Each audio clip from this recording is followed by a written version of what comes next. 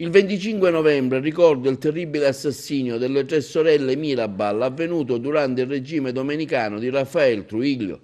Le sorelle furono bloccate per strada dall'esercito per essere condotte in un luogo malsano per torturarle, massacrarle e strangolarle e poi essere gettate in un burrone al fine di simularne l'incidente.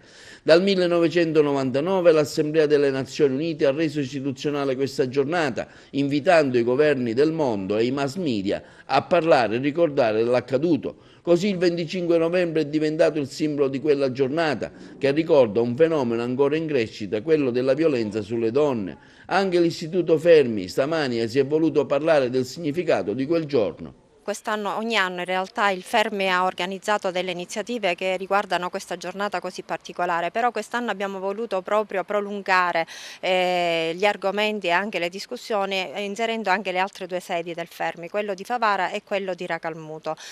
Oggi è la giornata conclusiva, è un momento molto importante e formativo per i nostri ragazzi perché sostanzialmente in questo modo riusciamo a sensibilizzarli nel miglior modo possibile. Ormai è importante partire dall'educazione, partire dalla scuola e il Fermi è sempre in prima fila in tal senso. Quanto sono importanti giornate come oggi anche per la platea a cui si comunica il messaggio, che sono appunto gli studenti, le ragazze? Sì, oggi è fondamentale essere nelle scuole, proprio perché gli studenti di stamattina, chi ascolterà stamattina, chi ascolterà tutte le conferenze che si terranno in questi giorni che si sono tenute, hanno per uditori i futuri genitori, i futuri mariti e le future mogli di una società del domani.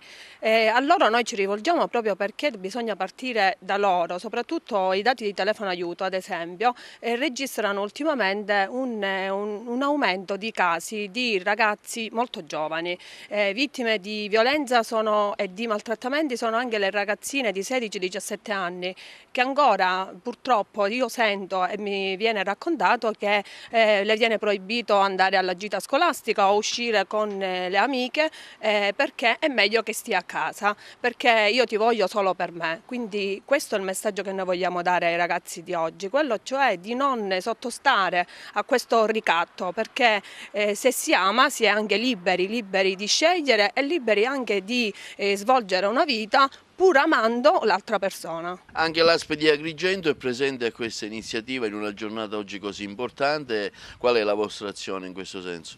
Allora, la nostra azione in questo senso è quella della prevenzione. Sono 15 anni che noi lavoriamo a fianco di telefono aiuto. Siamo a fianco delle scuole e annuncio che a breve partirà un corso di formazione della Regione Sicilia dove individueremo sia insegnanti che le forze dell'ordine che altri operatori sociali appunto per una programmazione e un linguaggio comune sul tema della violenza e della non violenza sulle donne. Il vostro punto di vista di ragazzi e di giovani studenti sulla giornata di oggi? Penso che la giornata di oggi sia una giornata molto utile per sensibilizzare noi giovani che siamo il futuro a una tematica così importante come la violenza contro le donne, che negli anni è stata sicuramente una piega della nostra società.